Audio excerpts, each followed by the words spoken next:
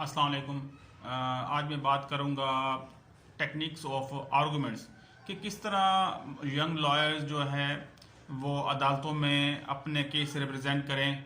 कौन कौन सी ऐसी लकूनाज हैं जो पटिशन में रह जाती हैं, या बहुत से ऐसे सवालात हैं जो जज साहिबान मुख्तलिफ मौक़ों पे करते रहते हैं। अब आज मैंने सीक्वेंस वाइज आपके लिए चार्ट तरतीब दिया है, साथ इसको पढ़ेंगे, साथ मैं आपको इसको वजाहत करूंगा कि कौन कौन से ऐसे सवाल हैं, कौन कौन ऐसी पेचीदगियां हैं जो केस को आर्गूमेंट करने के दौरान वकला को पेश आती हैं। तो सबसे पहले देखते हैं कि index is the most important part of your petition which is guide you how would you explain in a court. Index जो है वो आपको एक रहनुमाई देता है कि जितने भी आपके पिछले ऑर्डर्स हैं, जितने भी आपकी पटिशन है, जितने भी नेक्स्टर लगाए हैं आपने एक पटिशन के साथ, वो आपको गाय बगाए आपको हेल्प आउट करते हैं जब आप कोर्ट में पेश होते हैं। तो किस तरह कौन से मौके पे कौन सा ऐसा सवाल जो जज साहब ने पूछ लिया है जिसका बताना आपके लिए ज़रूरी है, इंडेक्स आपको हेल्प करता है हर लिहाज से। अब दूसरा सवाल यह है कि ब्रीफ अकॉर्डिंग टू फैक्ट्स, हमने अदालतों को अकॉर्डिंग टू फैक्ट्स बयान करना होता है। हमने कोई पहला फैक्ट्स जो है वो एंड में बयान कर दिया है, यानी कि हमने तरतीब का ख्याल नहीं रखा, तब भी मुख्तलिफ जज साहिबान इस पर एतराज़ उठाते हैं और वो बार बार कहते हैं कि अकॉर्डिंग टू फैक्ट्स बताएं हमें। तो ये चीज़ आपने एक जहन नशीन रखनी है। और तीसरा जो एक अहम सवाल जो तकरीबन आलमोस्ट हर पटिशन में पूछ लिया जाता है कि what is your maintainability of your petition, कि आपका इस दावे का जो मकसद है कि वो किस पे स्टैंड करता है, कौन सा ऐसा लॉ है या कौन सी ऐसी शिक है, उस पर प्रोविजन है, उस पर स्टैंड करता है। तो ये आपने सवाल अपने जहन में रखना है कि किसी भी पिटिशन जब फाइल अदालत में करते हैं या किसी भी कोर्ट हो, चाहे डिस्ट्रिक्ट फॉरम पे हो, चाहे हाई कोर्ट्स हो, चाहे सुप्रीम कोर्ट, ये सवाल अक्सर व बेशतर जज साहबान पूछते हैं। अब एक और इसका पॉइंट देख लेते हैं, the read the portion of petition or relevant paragraph. अक्सर जो जज साहबान है वो अक्सर अपने यंग लॉयर से पूछते हैं, वकला से पूछते हैं कि अपनी जो पटिशन का वो रेलेवेंट पोर्शन बताएं जिस पे आपके क्लाइंट का केस फॉल करता है, एक चीज़। अब इसके अलावा जो the last order of the lower courts हैं वो उसका भी आपने स्पेसिफिक पोर्शन हाईलाइट करके रखना है ताकि आप उसको कोर्ट में जब पेश हों तो आपको आसानी हो कि आपको जो फैक्ट्स हैं वो बताने में और जज साहब को कन्विंस करने में आपको सहूलत हो। अब छठा पॉइंट देखते हैं, you should prepare your case according to your impugned orders. जो आपका जो पिछला ऑर्डर है जिसके खिलाफ आपने अपील फाइल किया, जिसके खिलाफ आप इस मुतलका नए फॉरम पे आए हैं, उसका आपने रेलेवेंट पोर्शन जो है हाईलाइट करना है ताकि आपको वो जज साहब को कन्विंस करने में, बताने में आसानी हो। अब जो इसके अलावा जो है एक मेरा 8वां नुक्ता इसमें ये है कि उस केस से मुतल्लिक रेलिवेंट जो है कोई केस लॉ आपने सर्च किया हो जो आपको मावनन दे आपको केस को मजीद प्रोसीड करने में और आपको केस के क्लाइंट की विन करने में आपको वो हेल्प आउट करे। इसके अलावा अगर कोई जज साहब कोई ऐसा क्वेश्चन सवाल करते हैं कि अगर आपका पास अपील का फॉर्म था और अगर आपने अपील नहीं की तो आपके माइंड में ये ऑलरेडी चीज़ होनी चाहिए कि मैंने अपील क्यों नहीं की, उसकी वजाहत देना भी लाजमी है, क्योंकि उसके अलावा आपका केस फॉल नहीं करता। क्योंकि जब आपकी लोकल स्टैंड आई ही नहीं है तो आपका केस ज़ाहिर सी बात है किसी भी टाइम डिसमिस हो जाएगा।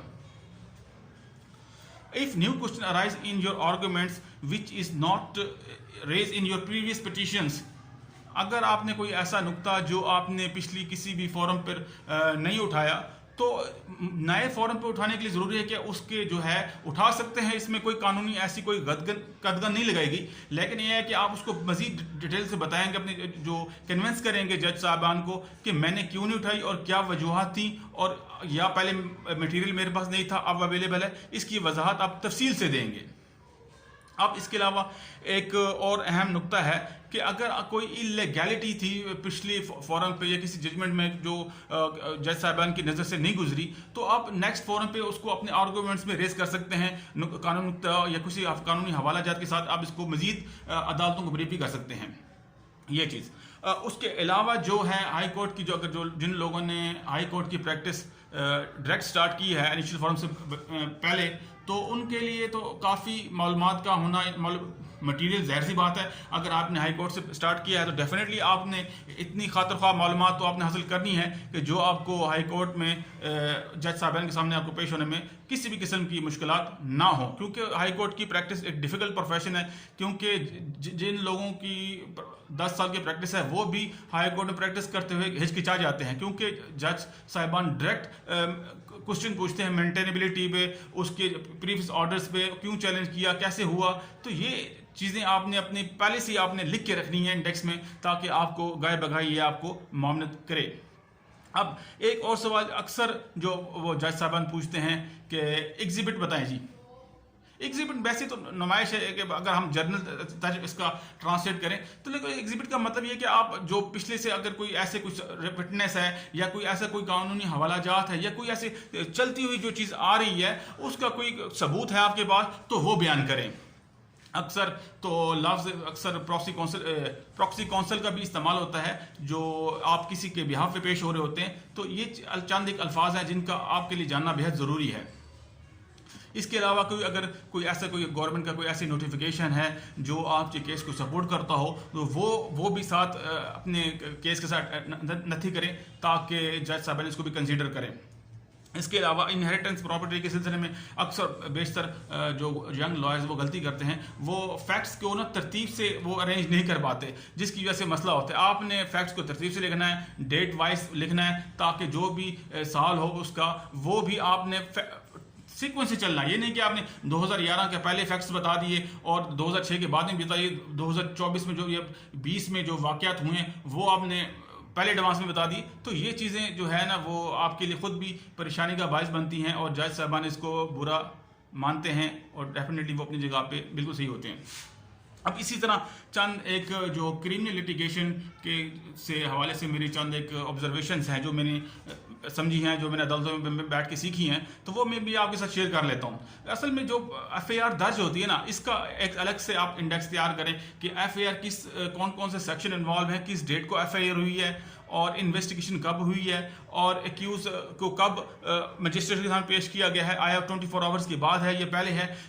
नंबर ऑफ विटनेस कौन थे, आई विटनेस कौन से लोग थे, कि जो मौके के गवाह कौन से थे। तो ये चंद एक सवालात हैं जो आपका इंडेक्स में आपके लिखा होना बेहद ज़रूरी है, जिससे आपको अपने केस को प्लीड करने में बहुत ही आसानी होगी। अगर कोई किसी का कोई वेपन्स दरियाफ्त हुआ है पुलिस से तो वो भी उसमें अपने इंदराज करे ताकि आपको कोर्ट को कन्विंस करने में आसानी हो। हाँ, आइडेंटिफिकेशन पीरियड एक बेहद लाजमी नुक्ता है क्रिमिनल केसेस में, जिसका कराना पुलिस के लिए लाजमी है और वो अकॉर्डिंग टू दी मजिस्ट्रेट के इंस्ट्रक्शन के मुताबिक हो तो ज़्यादा बेहतर है। इसके अलावा अगर कोई उस केस में अगर नक्शा मजरूबी है तो उसके साथ अगर क्रॉस कोई कंट्रडिक्शन करती है कोई FIR या कोई ऐसा कोई सेक्शन, तो उसका भी आपने जहन में रखना है ताकि अपने केस को मजीद ब्रीफ करके अपने अदालत को कन्विंस कर सकें। इसके अलावा अगर कोई मेडिकल रिपोर्ट में कोई डेट में कोई कन्फ्लिक्ट आ रहा है तो वो भी आपने रेस करना है। इसके अलावा जो है डेट ऑफ सबमिशन ऑफ चलान है, पुलिस में कब चलान सबमिट किया, और ये चंद एक चीज़ें हैं जो आपने क्रिमिनल केसेस साइट में अगर प्रैक्टिस कर रहे हैं तो आपको एक पहले अलग से पेज को तैयार करके लिख कर अदालतों में जानी होती हैं, क्योंकि सारा का सारा केस आपका रिलाई करता है एविडेंस पे। और सारा के साथ जो क्रिमिनल केस हैं वो ज़्यादातर 80% वो आर्गूमेंट बेस हैं, रिटन बेस में हैं। जो आपने फैक्ट्स लिख दिए वो लिख दिए, उसके बाद जितने भी केस है वो आर्गूमेंट्स में है, आपके सेटिस्फिकेशन जो पेश कर रहे हैं अदालत में कोई कानूनी हवालाजात, तो वो इस केस में बहुत ही अहम है। तो ये चंद एक मेरी ऑब्जर्वेशन थी जो मैंने अदालतों में बैठ के सीखी, तो मैंने कहा आपके साथ शेयर कर लूँ।